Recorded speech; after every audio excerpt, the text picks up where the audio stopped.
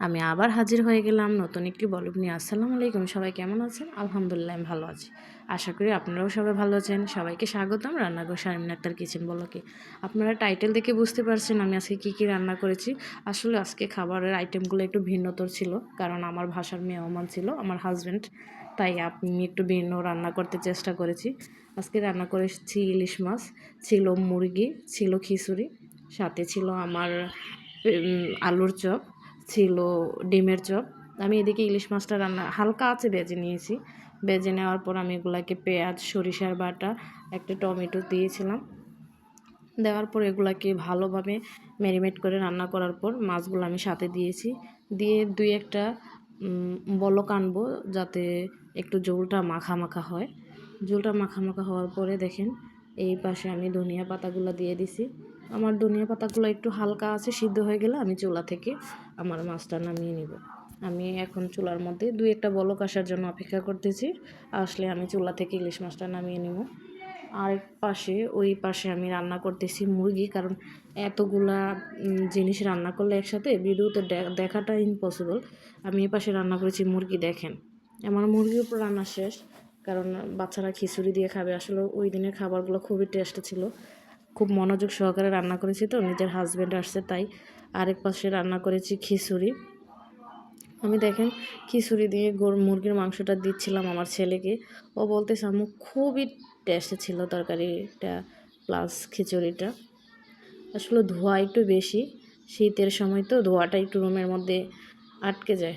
দেখেন খুব জোস ছিল রান্নাগুলো এদিনকার। আর আজকে আমি বিকেলে, ওগুলা দুপুরের খাবার ছিল, বিকেলে করেছিলাম ডিমের চপ, সাথে ছিল আমার আলুর চপ। আমি এই পাশে বেসন গুলে নিয়েছি, আর একটা পাত্রে তেলের কড়ার মধ্যে তেল দিয়ে ওই ডিমের চপগুলো এক এক করে দিয়ে দিচ্ছি। দেখেন এক পাশ হয়ে আসলে আমি এগুলাকে উলট পালট করে নেড়ে চেড়ে দিব।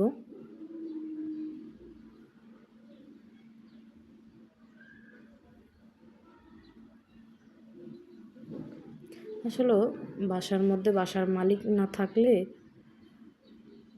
বাড়ির মধ্যে যেমন বাড়ির মালিক না থাকে ওইরকম কোনো কিছু হয় না।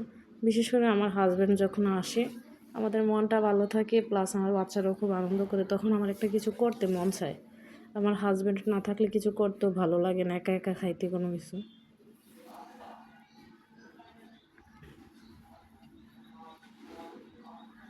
আমি এই পাশে ডিমের চপগুলা এক এক করে আমি এই পাশে কমপ্লিট করে নিতেছি।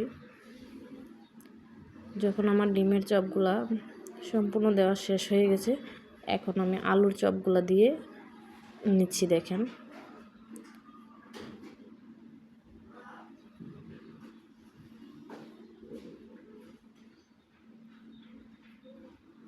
এত বেশি তাপের হিটে এগুলাকে ভাজলে বেশি পুড়ে যাবে, তাই হালকা হিটে এগুলা ভেজে নেবেন, দেখবেন অনেকটাই সুন্দর হবে, একদম মুচমুচে লাল লাল হবে।